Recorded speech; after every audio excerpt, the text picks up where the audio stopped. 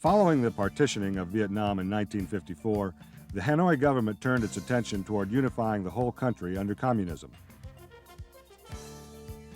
The supporters of Hanoi's revolution, generally known as Viet Cong, set about gaining control of the peasantry by alternating propaganda and persuasion with terror and massacre. For 10 years, the United States provided a military assistance group to South Vietnam in hope of limiting U.S. involvement and defeating the Hanoi-backed insurgency. In August 1964, the stage was set for massive U.S. intervention. When North Vietnamese patrol craft attacked the U.S. destroyers Maddox and Turner Joy, President Lyndon B. Johnson ordered a retaliatory bombing of North Vietnamese targets, and Congress gave him a free hand to act militarily by passing the Gulf of Tonkin Resolution. When the Viet Cong shelled an American barracks at Pleiku in South Vietnam in February of 1965, U.S. warplanes bombed North Vietnam, and a steady, massive increase in U.S. ground, air, and naval forces began.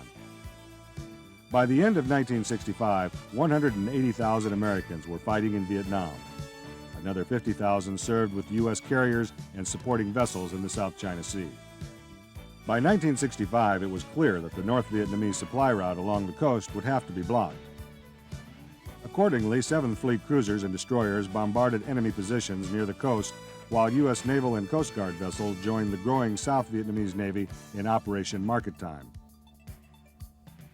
The Market Time force used a variety of naval vessels and patrol aircraft to maintain a 24-hour watch over 1,000 miles of coastline. This operation denied the enemy a vital water infiltration route and slowed the supplies flowing from North Vietnam to a trickle.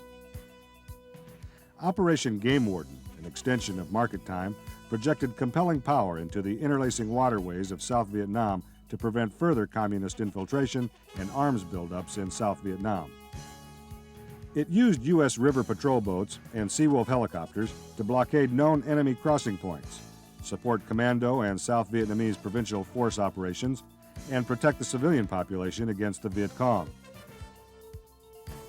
The air war involved a bombing program known as Rolling Thunder, intended to bring the communists to the negotiating table. It was designed to block North Vietnam's lines of communications, destroy overland links with China, close North Vietnam's seaports, and restrike all previous targets as needed.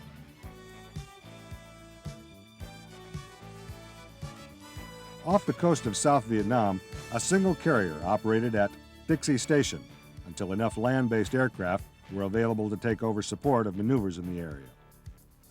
Newly arrived carrier pilots usually gained their first combat experience from Dixie Station before going to North Vietnam to face the more formidable Soviet-supplied anti-aircraft defenses. 2 to 4 carriers with their escorts regularly steamed back and forth at Yankee Station at the mouth of the Gulf of Tonkin. Here they stood ready to send strikes against military targets north of the demilitarized zone or to support operations below the zone.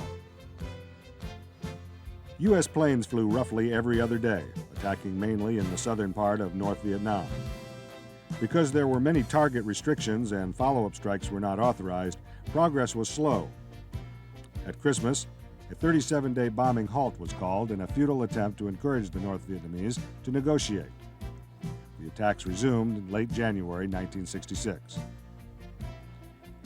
For the next 6 years, the U.S. Navy and Air Force bombed targets in North Vietnam with occasional halts to test the will of Hanoi to continue the war. In the meantime, the Navy conducted offshore coastal bombardment missions with a variety of ships, including recommissioned World War II battleships. In a campaign reminiscent of the American Civil War, the Navy fought with small improvised vessels on the inland waterways of South Vietnam, while U.S. Marines fought alongside Army units. Despite this tremendous American effort, Hanoi's will did not crack. In the U.S., anti-war sentiment mounted steadily, especially after the Communist Tet Offensive in January 1968.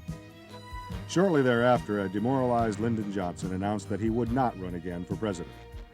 The way was paved for the election of Republican Richard M. Nixon, whose main task during his first 4 years in office was to disengage the U.S. military from Vietnam.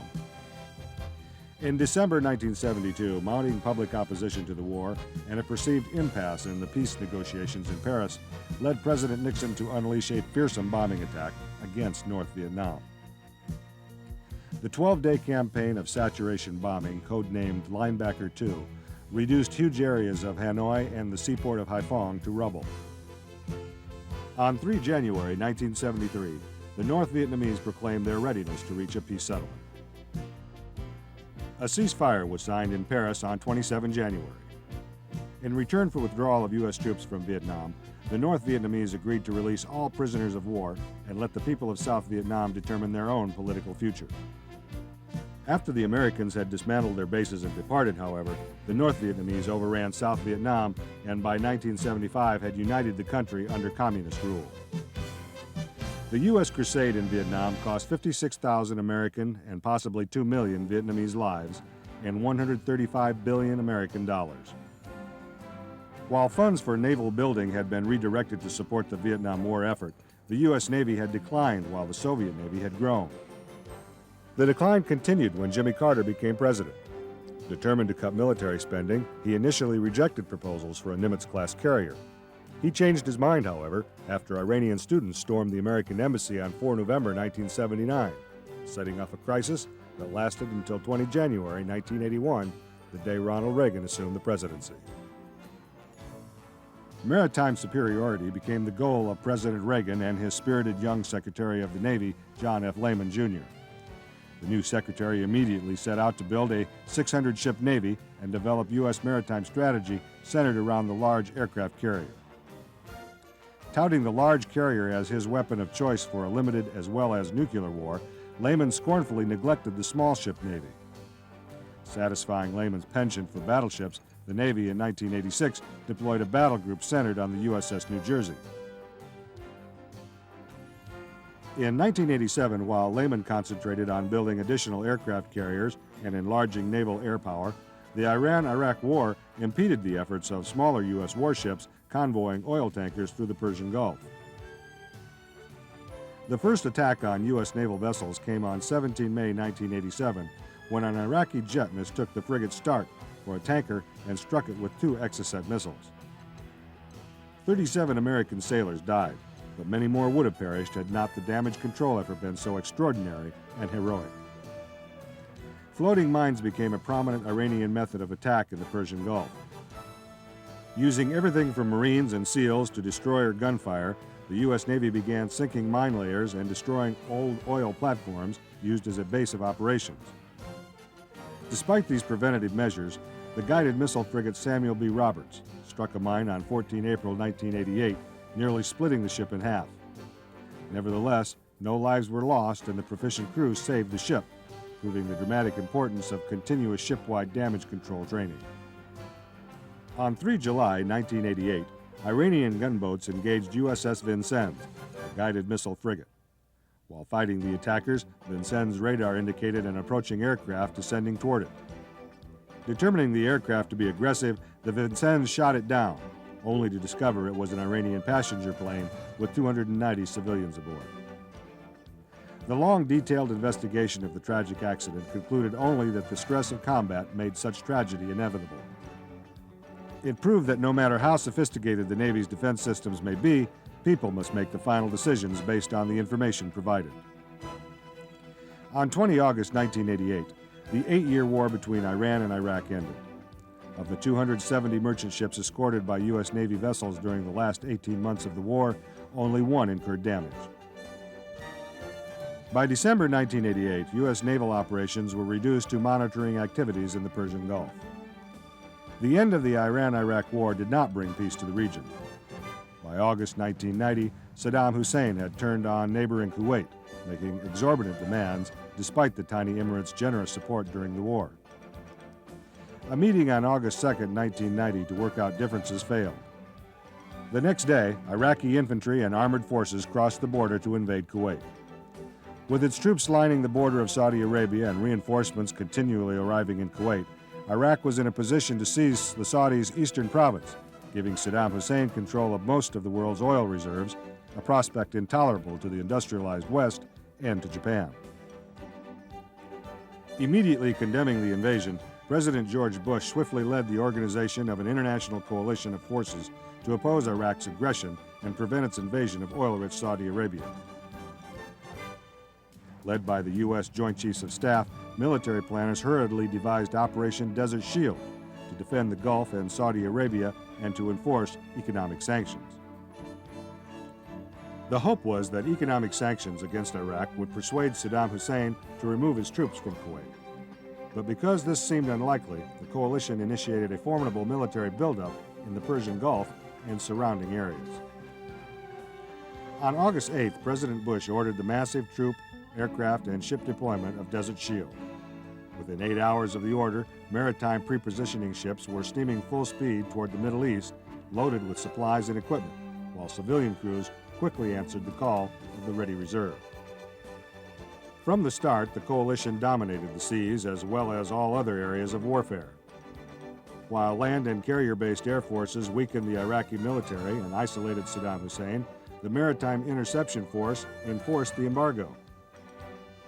The coalition forces were successful in preventing the invasion of Saudi Arabia.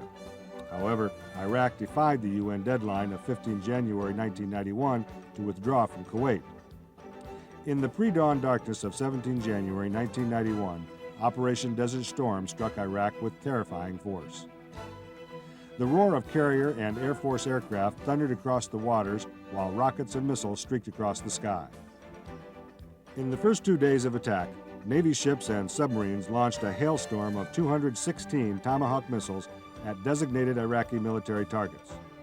A-6 intruders hit Iraqi mine layers, coalition minesweepers cleared the waters, and U.S. service ships provided gunfire support and destroyed enemy-occupied oil platforms. U.S. Army and Marine Corps armor streamed across the desert, knocking out Iraqi elements wherever they found them. On April 11th, a stunned Iraq officially agreed to a ceasefire, and the UN Security Council declared the end of the war. The combined maritime and naval air campaign played a vital role in bringing a quick end to the conflict.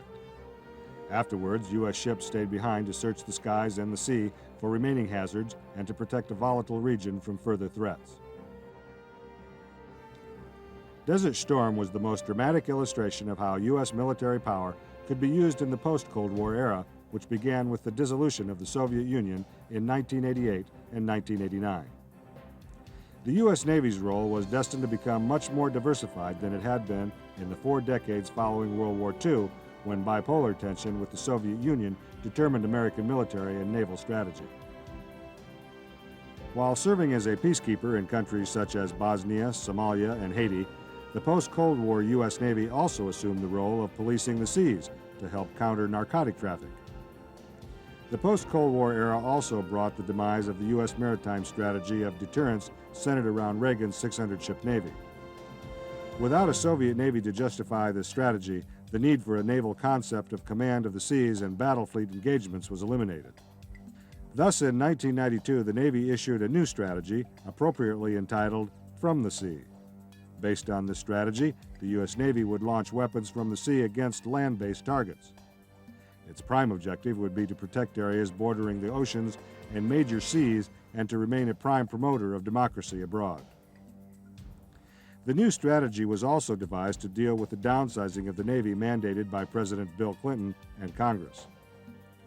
By 1994, a somewhat more sea-oriented strategy was resurrected entitled Forward from the Sea.